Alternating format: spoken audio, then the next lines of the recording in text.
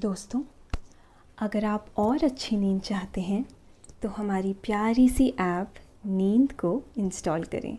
इस ऐप पर आपको एक्सक्लूसिव स्लीप स्टोरीज़ मिलेंगी और आप बिना यूट्यूब प्रीमियम के भी इन स्टोरीज़ को बैकग्राउंड में सुन सकेंगे। इंस्टॉल करने के लिए आप हमारी वेबसाइट neend.app पर ज़रूर आइए और अच्छी कहानियाँ, स्लीप म्यूज़िक, कुछ टिप्स सुनने के लिए इस चैनल को सब्सक्राइब कीजिए। नमस्कार, मैं हूं लोकेश। आज सुनिए लेखक रजत की लिखी स्लीप स्टोरी काका की चौपाल। एक गांव जहां एक 90 साल के काका रहते हैं। वो रोज शाम को गांव के एक चबूतरे पर अपनी चौपाल लगाते हैं। गांव के सारे लोग वहां जमा होते हैं, बातचीत करते हैं। आइए चलते हैं चांदपुर की सैर पर और जानते हैं कि कैसे प्यार और विश्वास से उनका ये गांव चांदपुरा और अधिक सुंदर बनता है और कैसे वहां के लोग और अधिक अच्छे और सच्चे इंसान बनते हैं।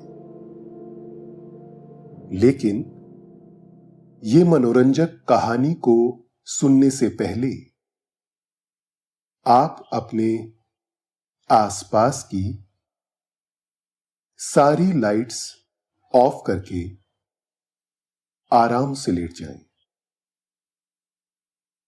अपनी आंखें धीरे से बंद कर लीजिए। अब थोड़ा सा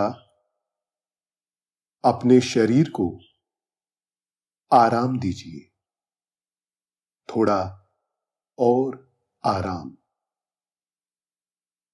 अपने शरीर को बिल्कुल ढीला छोड़ दीजिए। कोई टेंशन नहीं, कोई तनाव नहीं। अपने दिमाग में चल रहे सभी विचारों को, चिंताओं को त्याग दें। एक शांति सी महसूस करें। सब नेगेटिव, पॉजिटिव विचारों को धीरे धीरे निकाल दें। हाथों को सीधा करके अपनी कमर के साइड में रख लीजिए। अपनी सांस पर ध्यान लगाएं। मन शांत, एकदम शांत होता जा रहा है। आप बहुत अच्छा महसूस कर रहे हैं। खुद को काफी हल्का फील कर रहे हैं। सब तरफ शांति ही शांति है, सुकून है, खामोशी है। चांदपुरा नाम का एक गांव है। दो बड़े बड़े शहरों के एकदम बीच में। परंतु एक शहर से दूसरे शहर जाते हुए वो गांव दिखाई नहीं देता। चांदपुरा के लिए रोड से एक रास्ते पर मुड़ना होता है और उसके बाद करीब 3 किलोमीटर के बाद वो गांव आता है। किसी भी नए इंसान को वहां जाते हुए लगता है कि जैसे वो कोई जंगल में जा रहा है। रोड से मुड़कर चांदपुरा जाने के पूरे रास्ते पर किनारों से पेड़ लगे हुए हैं। हर तरह के पेड़, नींबू के, अमरूद के, आंवले के, बोर के भी। पीपल, नीम और बरगद तो हर जगह मिल ही जाते हैं। सो वो पेड़ भी, और आम के तो बहुत सारे। बस इन्हीं पेड़ों के सिलसिले में कई लोगों को इस गांव का रास्ता पता है। कई लोग अंदर गांव तक नहीं जाते, बस अपने पसंदीदा फल ले जाते हैं।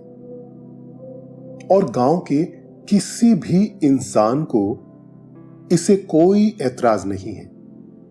बस एक शर्त थी कि फलों को लेते वक्त पेड़ को कोई नुकसान नहीं होना चाहिए, ना ही किसी औजार से फल तोड़े जाएंगे, ना पेड़ों पर पत्थर मारा जाएगा, और ना कोई और तरीका जिससे ऐसा लगे कि पेड़ तो फल नहीं देना चाहता, पर लोग जबरदस्ती उसे उससे छीनना चाहते हैं। और ये ऐलान है काका का। हां, काका, गांव के काका, नगर के काका, सबके काका, जगत काका। इन काका के बारे में हम आगे जानेंगे। तो इस गांव जाने वाले रास्ते पर जहां लाइन से पेड़ ही पेड़ लगे हैं, उनके पीछे खेती की जमीन है, जिसके किसान चांदपुरा गांव के लोग हैं। रोड से चांदपुरा जाने वाले 3 किलोमीटर का यह रास्ता किसी ख्वाब या सपने की तरह लगता है, क्योंकि इस पूरे रास्ते को पेड़ों ने ऐसे ढक रखा है जैसे नीचे बिछी जमीन इन पेड़ों की बच्ची हो, और उस बच्ची को ये पेड़ मां बनकर अपने आंचल रूपी घनेपन से साया दे रही है। ग्रीष्म ऋतु यानी गर्मी का मौसम। इस मौसम में यह सड़क सूखे और पीले पत्तों से भर जाती है। पूरी सड़क पत्तों से लबालब। उस पर चलो तो लगता है जैसे किसी रुई के मोटे गद्दे पर चल रहे हैं। उस पर चलने पर एक सुकून भरी आवाज आती। इन पत्तों को यहां से कोई नहीं हटाता, ना ही किसी को हटाने की इच्छा होती। काका कहते, रहने दो ऐसे ही, यही प्रकृति की इच्छा है, हम क्यों इसमें व्यवधान डालें। कोई पूछता अगर कि काका फिर कौन हटाएगा यहां से इतने सारे पत्ते। काका आसमान की तरफ हाथ उठाकर कहते, समय। वो फिर पूछते, समय। काका कहते, हां, समय। समय हवा बन के आएगा और उड़ा ले जाएगा पत्तों को। ये काका वही हैं जिनकी हम आगे चलकर बात करने वाले हैं।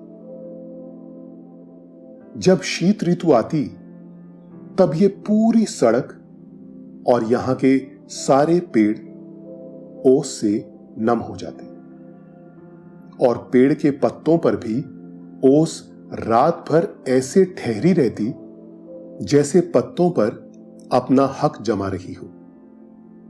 एक नशीली महक इस वक्त चारों ओर फैल जाती। कोई पूछता, काका शाम के बाद गांव से जाते हैं या फिर गांव आते हैं तो बहुत ठंड लगती है, और तो और कभी कभी एकदम से हवा चल जाती है। ओस की बूंदें जो पेड़ों पर ठहरी हुई है वो हमारे ऊपर ऐसे गिरती है जैसे बर्फ गिर रही हो। इसका कोई समाधान? दोस्तों, अब से आप bedtime stories, guided meditations, relaxing music, इन सब का आनंद नींद ऐप पर ही उठा सकते हैं। काका बिना सोचे हाथ आसमान की ओर कर कर बोलते, तब ऊपर आसमान में देखते हुए मुंह खोल लो। वो ओस की बूंदें सीधे तुम्हारे मुंह में गिरेंगी। पेड़ों के पत्ते के हाथों से पानी पीकर तुम धन्य हो जाओगे।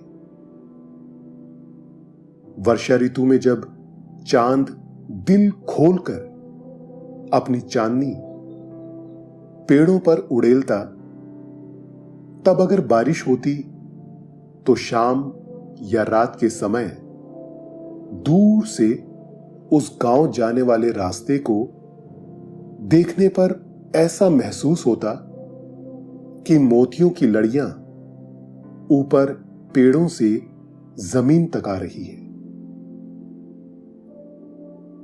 कोई पूछता कि काका, यह दृश्य इतना खूबसूरत, अप्रतिम दिखता है कि इसे कैद करने की इच्छा होती है ताकि जब मन करे देख सके। कोई उपाय? काका फिर अपने चिर परिचित अंदाज में ऊपर आसमान की ओर हाथ करते और कहते, जो खूबसूरत और अप्रतिम होता है उसे कैद नहीं किया जाता, और जो कैद हो जाता है वो खूबसूरत नहीं रह जाता। फिर भी अगर चाहते हो तो आंखों में कैद कर लो। जब देखने का मन हो आंखें बंद कर लो। चांदपुरा गांव के ये काका अद्भुत व्यक्तित्व के धनी हैं, बातों के भी धनी हैं और काफी सेहतमंद भी हैं। काका का नाम तो नहीं पता क्योंकि बरसों से सब इन्हें काका ही बोलते आ रहे हैं, और गांव में किसी बहुत पुराने पेड़ की ही तरह काका भी अपनी जड़ों को पकड़े हुए आसमान छू रहे हैं। काका पहले गांव के सरपंच थे, पर अब वो सारे दूसरे कामों से निवृत्त हो चुके हैं। उनकी उम्र 90 साल की है, और जो अभी गांव के सरपंच हैं वो इनसे सलाह मशवरा करने आते हैं। काका रोज रात एक उनकी ही उम्र जितने पुराने बरगद के पेड़ के नीचे बैठते।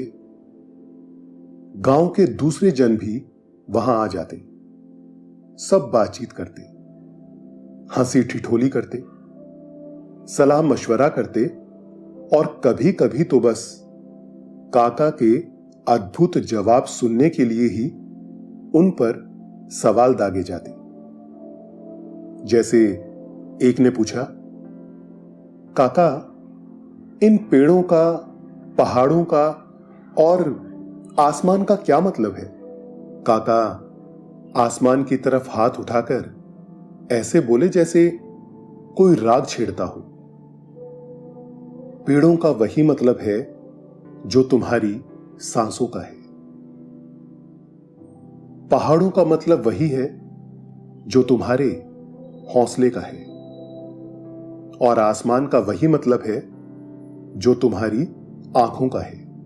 इस जगह जहां काका बैठते और सारे लोग उनको घेर कर उनके आसपास और उनके सामने बैठते, ये जगह काका के चौपाल नाम से प्रचलित है।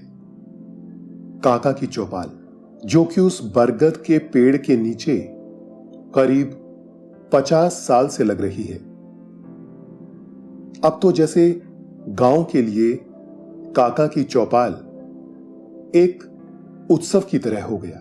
सभी शाम ढलते ढलते यहां आते और मस्त होकर घर जाकर सो जाते। गांव की सारी औरतें सूती साड़ी पहनती और सारे आदमी सफेद धोती और कुर्ता। सभी सात्विक भोजन करते और अपना काम पूरी तरह डूब कर करते। यहां कामों के आधार पर लोगों में भेद नहीं किया जाता और जिस किसी को भी ऐसा आभास होता कि मैं बड़ा हूं और मेरे लिए जो काम करते हैं वो छोटे हैं, तो काका मुस्कुराकर उससे कहते, कबीरा कुआं एक है, पानी भरे अनेक, बर्तन में ही भेद है, पानी सब में एक। काका आगे कहते हैं, मैं भी तुम्हारा दोस्त ही हूं, तुम भी सबके दोस्त हो सकते हो।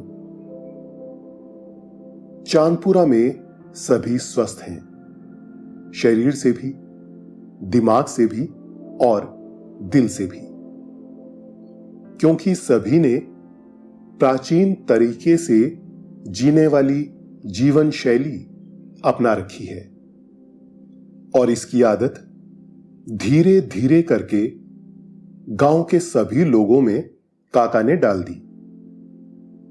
जैसे बूंद बूंद से घड़ा भर दिया हो, वैसे ही घड़ा रूपी ये गांव भी हर तरह से सक्षम हो गया। चांदपुरा में सभी समय के साथ चलते और आयुर्वेद के अनुसार जीवन जीते, अपने हाथ से उगाया अन्न खाते। सभी का सोने से लेकर उठने, भोजन करने, नहाने का समय 1 मिनट भी आगे पीछे नहीं होता।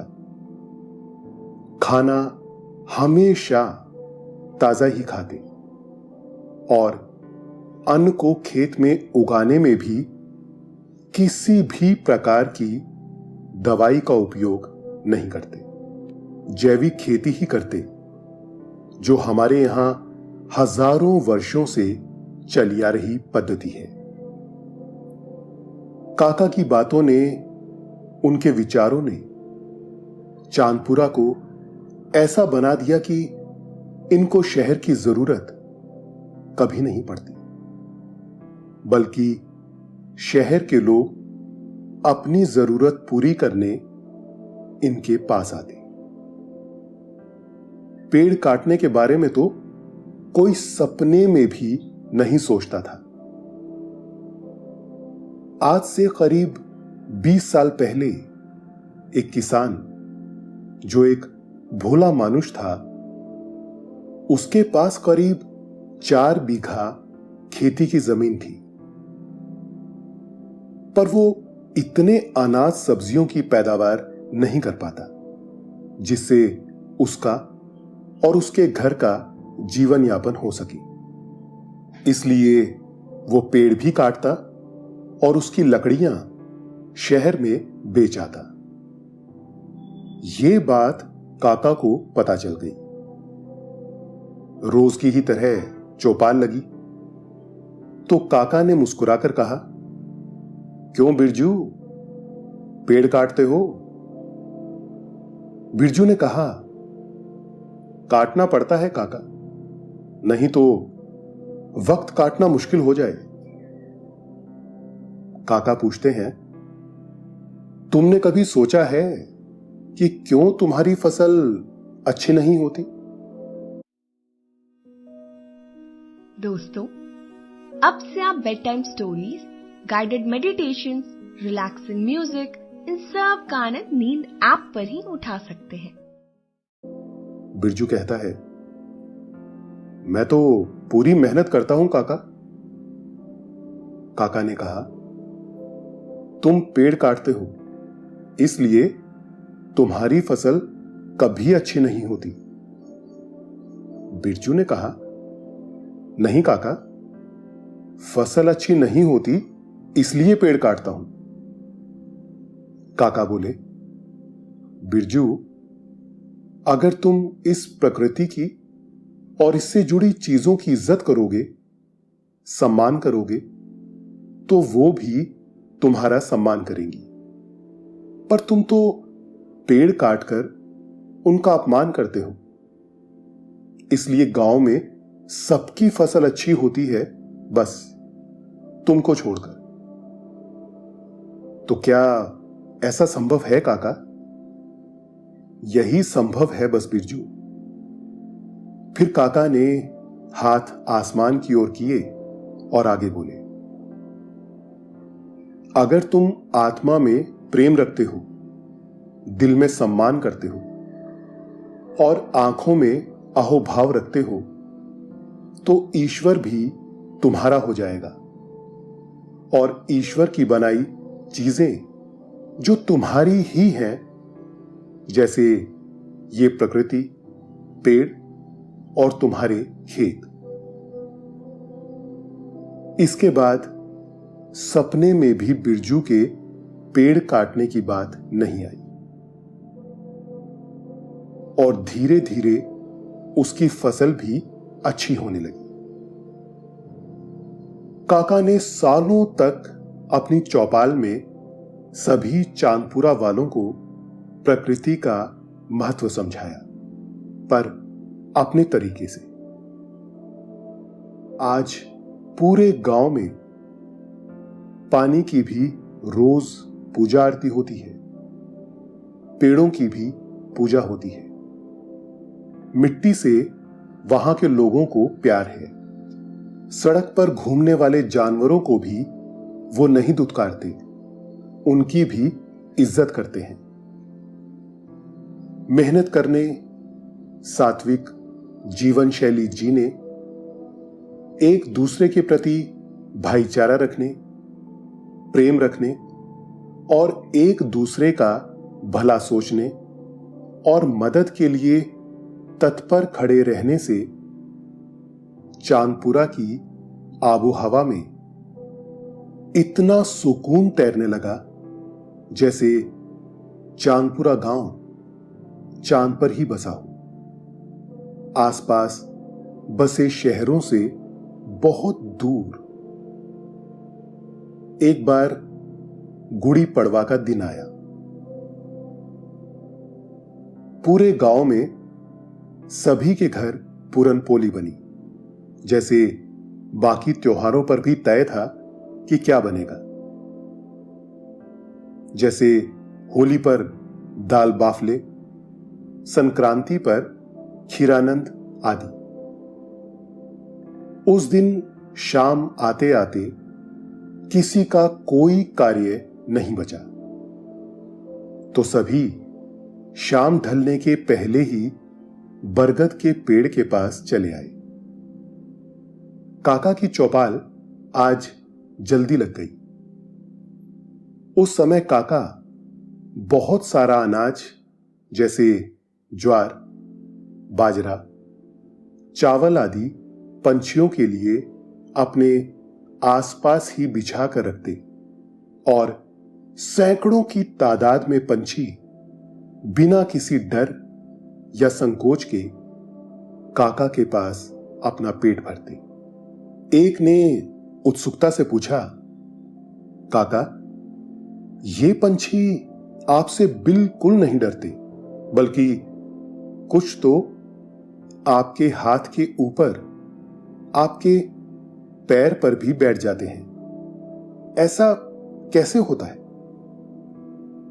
किसी दूसरे ने बोला, क्योंकि उनको यहां खाना मिल जाता है और आसपास पिंजरा भी नहीं है, तो किस बात का डर? काका सुर लगाते हुए बोले, भोलू, जरा जल्दी से जाकर अपने घर से 2 पिंजरे ले आओ। फिर पिंजरे। काका ने अपने आसपास रख लिए, पर पंछियों को कोई फर्क नहीं पड़ा। तब काका बोले, जानवरों से, पंछियों से रिश्ता परस्पर विश्वास का होता है। ये पंछी मुझ पर विश्वास करते हैं और मैं इनसे प्यार करता हूं। इसलिए इतने सालों से ये रोज मुझसे मिलने आते हैं। कभी कभी जब कोई अनाज मेरे पास खिलाने को नहीं होता था, ये तब भी मेरे पास आते थे। ये बात मुझे मेरे बाऊजी ने सिखाई थी और इसका उदाहरण अपने गांव का तालाब है। असल में गांव के अंदर एक बहुत बड़ा तालाब है जिसके आसपास खेत हैं। एक तरफ गांव और उसके सामने की तरफ जंगल और बीच में वो बड़ा तालाब। जंगल के जानवर उस तालाब में रोज पानी पीने आते और गांव के लोग भी इस किनारे पानी का उपयोग करते। इंसानों को और जानवरों को एक दूसरे से कभी कोई समस्या नहीं हुई और ये बात काका के पिताजी ने गांव में सभी को बोली थी कि गांव से जंगल कभी कोई नहीं जाएगा, तो जंगल से भी कोई जानवर गांव नहीं आएगा। ये बात पूरे गांव ने मानी और जानवरों का विश्वास गांव के प्रति अटूट हो गया। इसके बाद तो गांव का नक्शा और बदल गया। अब पूरे गांव में कोई अपने घर में दरवाजा नहीं लगाता। एक दूसरे के प्रति सबका प्रेम और विश्वास गहरा हो गया। कभी कभी गांव वालों को लगता कि हमें काका की कोई इच्छा हो तो वो पूरी करना चाहिए। दोस्तों, अब से आप आपकी मनचाही दादी और नानी की कहानियों से प्यारी नींद की कहानियां सिर्फ और सिर्फ नींद ऐप पर ही सुन पाएंगे। तो इसी तरह हमारे साथ कहानियों के जरिए जुड़े रहने के लिए आपकी अपनी नींद ऐप इंस्टॉल करें। सभी गांव वाले इस पर सहमत हुए कि काका जो बोलेंगे हम उनके लिए वो कर देंगे। पूरे गांव में ये बातचीत काफी दिनों से चल रही थी। फिर एक दिन तय समय पर शाम को काका की चौपाल पर सभी ने काका से बोला कि हम सभी चाहते हैं कि आपकी जो इच्छा है वो हम पूरी करें।